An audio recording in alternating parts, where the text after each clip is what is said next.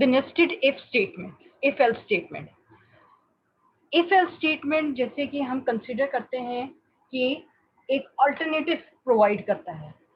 If statement में वो alternative नहीं होता, हमें बार बार कंडीशंस को अप्लाई करना पड़ता है। लेकिन इफ एल्स कंडीशन में कि अगर कंडीशन फॉल्स है तो उस केस में एल्स का जो पार्ट है वो एग्जीक्यूट होगा। इट मीन्स कि ऐसी स्टेटमेंट है, ऐसी कंडीशनल स्टेटमेंट है जिसमें either one of the two block of statements जो हैं वो एग्जीक्यूट होते हैं। अब इसी का nested if else statement means के एक इफ एल्स स्टेटमेंट के इनसाइड हमने नेस्टिंग की हुई है एक और इफ एल्स स्टेटमेंट की। यानी एक इफ एल्स स्टेटमेंट के अंदर एक और इफ एल्स स्टेटमेंट अगर लिखेंगे तो एक या एक से ज्यादा इफ एल्स स्टेटमेंट लिखेंगे तो हम उसको nested if else statement. when an if else statement is placed in another if else statement, it is called nested if else statement, or it is used for multiple selection। यानी number of selections के लिए हमें जो required होता है उसमें हम ये इफ एल्स स्टेटमेंट। अब यहाँ पे कंसीडर करें जैसे कि ये सिंटेक्स यहाँ पे अवेलेबल है, इफ कंडीशन 1 और उसके अंदर स्टेटमेंट। इफ कंडीशन के अंदर कंडीशन 1, अगर ये कंडीशन 1 जो कोई रिलेशन एक्सप्रेशन है वो ट्रू होता है तो उस केस में ये स्टेटमेंट 1 जो है वो एग्जीक्यूट हो जाएगी। अगर ये ट्रू नहीं होता तो उस केस में क्या होगा, ये इसकी स्टेटमेंट कौन सी प्रिंट होगी, इसकी एल्स की कंडीशन में चला जाएगा। अब ये एल्स की, ये जो इफ है यहाँ पे अवेलेबल, ये इफ, इसका एल्स ये लाई करता है। ठीक है, अब इस एल्स के अंदर हमने एक और इफ एल्स कंडीशन अप्लाई की है जो कंडीशन 2 है। इफ इसके अंदर ब्रैकेट में आ जाएगी condition number 2।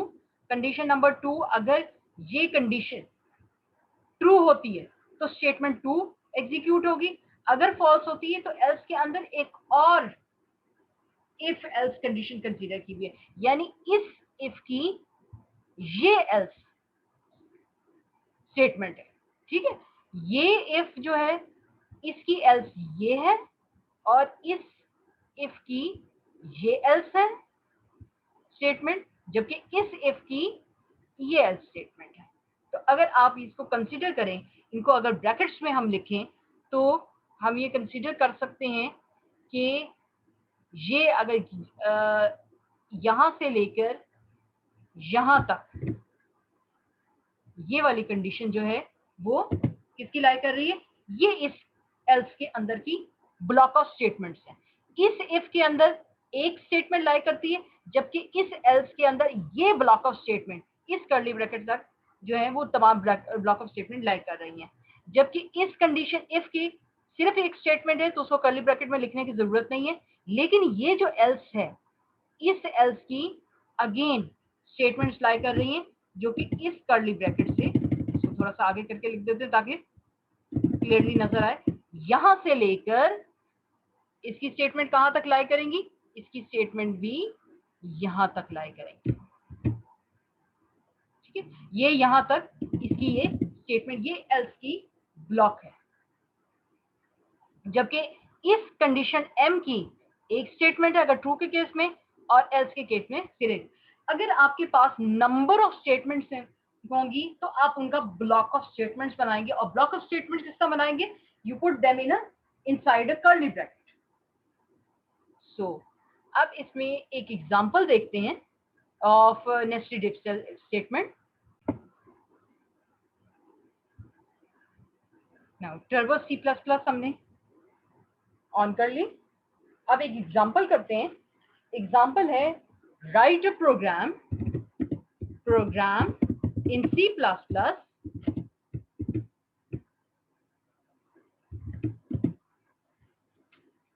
to perform simple arithmetic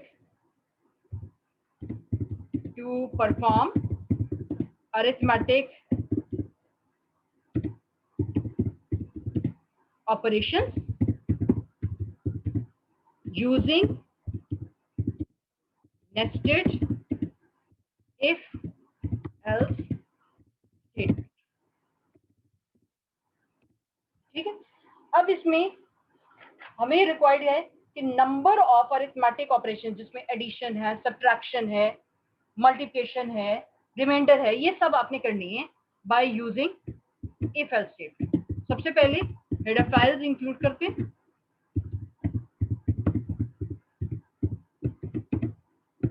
next include करते हैं एक और हेडर फाइल conio.h, क्योंकि क्लियर स्क्रीन की कमांड जो है वो उसके अंदर डिफाइन होती है, मेन फंक्शन। नाउ सबसे पहले हम जिन ऑपरेशन, अरिथमेटिक ऑपरेशन जिन वेरिएबल्स के ऊपर परफॉर्म करना है उनको डिक्लेयर करवा रहे हैं। ए एंड बी दो वेरिएबल्स इंटीजर टाइप ले लिए, और कौन सा ऑपरेशन कराना है, वो अरिथमेटिक ऑपरेटर के लिए ओपी का वेरिएबल ले लिया जो कि एक कैरेक्टर टाइप है, यानी इसमें प्लस का साइन, माइनस का साइन, डिवीजन का साइन, रिमाइंडर का साइन, वो तमाम ओपी ये जो ऑपरेटर के लिए हमने वेरिएबल लिया है उसको असाइन किया जाएगा। अब यूजर से कहते हैं एंटर करें 2 इंटीजर्स, ठीक है। अब यूजर जो है एंड एल रखेंगे ताकि न्यू लाइन पे पहले ए का फिर बी। आफ्टर दैट यूजर से कहेंगे एंटर द अरिथमेटिक ऑपरेशन, यानी उससे मल्टीप्लिकेशन करवाना है, डिवीजन करानी है, क्या करवानी है उसकी अकॉर्डिंग क्या होगा, वो सी इन हमसे ये जो ओपी ऑपरेटर का वेरिएबल है इसके अगेंस्ट वो एंटर करेंगे। Now if else, nested if else की कंडीशन अप्लाई करते हैं। इफ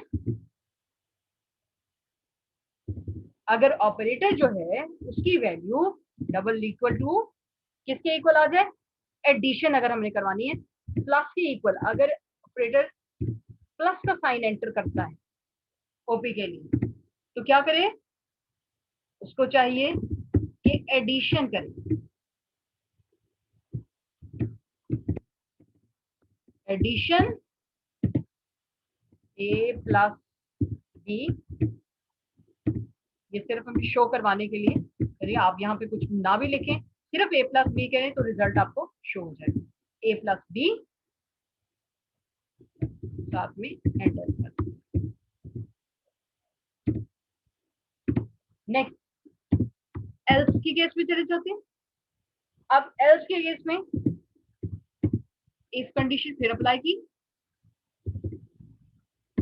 डबल इक्वल टू, अब सब्ट्रैक्शन के लिए ले लेते हैं, सब्ट्रैक्शन के लिए ये साइन होता है,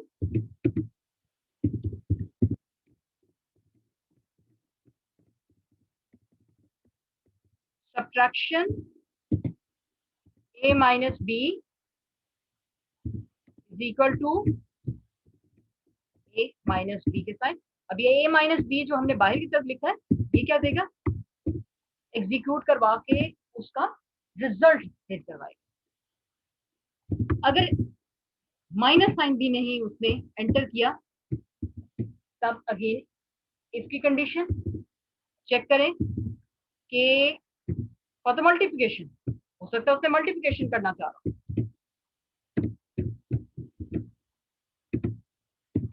अब ये देखिए बीच में हमें कोई कर्ली ब्रैकेट नहीं दिख रही, रीजन उसका क्या है, क्योंकि there is no block of statement, single statement है इफ की भी और एल्स की।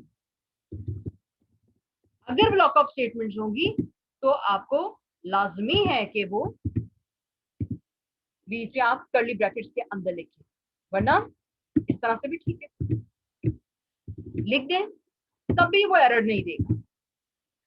अगर आप अपनी आसानी के लिए देखना चाहते हैं कि कौन सी स्टेटमेंट किसका कहाँ पे एंड हो रहा है तो आप लिख भी सकते हैं, ठीक है। और इसका एल्स हम लास्ट में एक और ऑपरेशन क्या करवा देते हैं, लास्ट में रिमाइंडर का करवा, या अभी भी कोई इसके साथ हम एक और कंडीशन के अप्लाई करके डिवीजन का भी करवा सकते हैं। अगर मल्टीप्लिकेशन भी नहीं करना चाहता तो क्या करें, डिवाइड करें,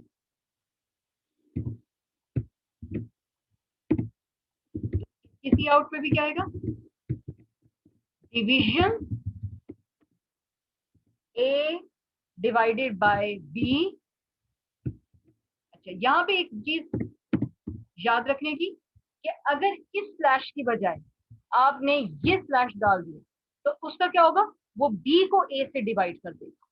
यानी अगर आप ए डिवाइडेड बाय बी की बजाय ए ये वाला बी करते हैं तो इसका आंसर किस तरह से आएगा, ऑपरेशन में बी डिवाइडेड बाय ए करके आंसर आएगा। तो इस बात का ख्याल रखना है आपने कि वो ऑपोजिट डिवीजन हो जाए, ए डिवाइडेड बाय बी और उसका आंसर दे दिया जाए।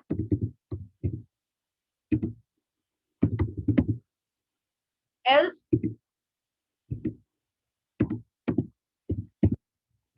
अगेन एक रिमाइंडर के लिए चेक कर लें कि हो सकता है यूजर रिमाइंडर कैलकुलेट करना चाह रहा, तो एल्स में हम ये रिमाइंडर के लिए लिख देते हैं।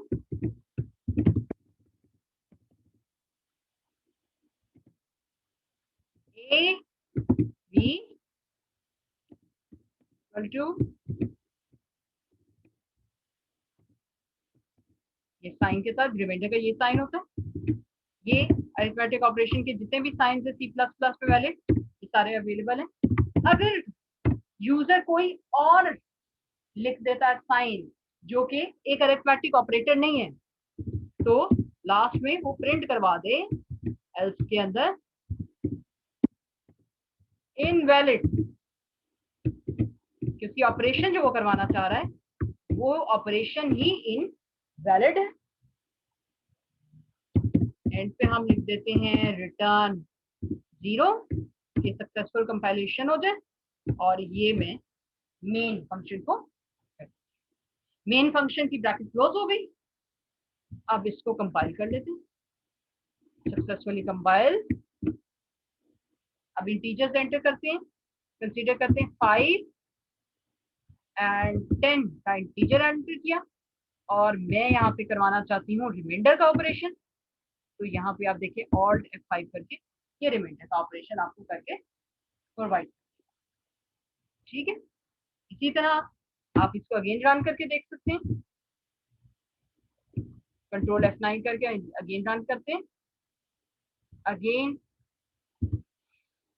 5 ए के लिए और बी के लिए 8 करवाया, मल्टीप्लिकेशन का साइन एंटर करती हूँ, मल्टीप्लिकेशन के बाद, ठीक है। यहाँ पे इस तरह से कर सकते हैं। और अगर आप हर दफा चाहते हैं कि जब रन कर रहे हैं तो क्लियर स्क्रीन का कमांड यूज कर लें, तो ईच टाइम जब रन करेंगे तो एक न्यू पेज के ऊपर वो रन होगा। एक दफा और रन करके दिखा देती हूँ कि अगर कंसीडर करते 4A का है और 8B का है और माइनस साइन यूज कर रहे हैं, तो ये नेगेटिव साइन के साथ आपका आ